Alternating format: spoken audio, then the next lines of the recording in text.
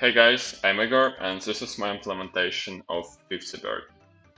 We start all by launching the game, and for the simplicity I'm gonna fly above the pipes so I don't collide. The first task was to make a difference between a horizontal gap between pipes, and as we can see here, it's a clear difference, for example between these two pipes and these two. And for this I've used a random value between 1.5 and 11.5 seconds, and I've taken the basic value of 1.5 seconds, and then I add a random value between 0 and 10, but in reality it tends more to the smaller values for some reason, so it's roughly between 1.5 and 3.5 seconds of spawn interval. The next task was to make a difference between the vertical gaps between pipes, and as we can also see here, it's a different values.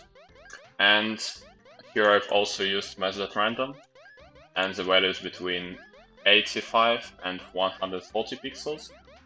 So I've shrunked the basic value of 90 by 5, because if I shrink it more, it gets really hard to get through. And well, I've taken 140, that is fairly more than 90, and it's, well, kind of fair, I guess.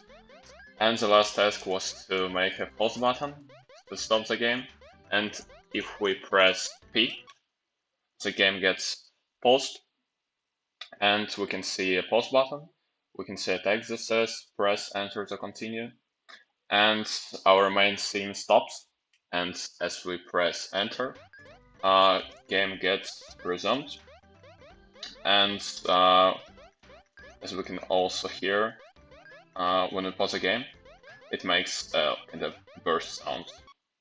So yeah. And the last feature was to make a medal system, and so I give the bronze medal for the players that score between 4 and 8 points, non-inclusive. Then I give a silver medal for the result between 8 and 12, non-inclusive. And for the results 12 or more, I give a golden medal. So here I've scored plenty of points, so if I lose, I should get a golden medal. And indeed, yeah, I get a golden one. That was my implementation of Splat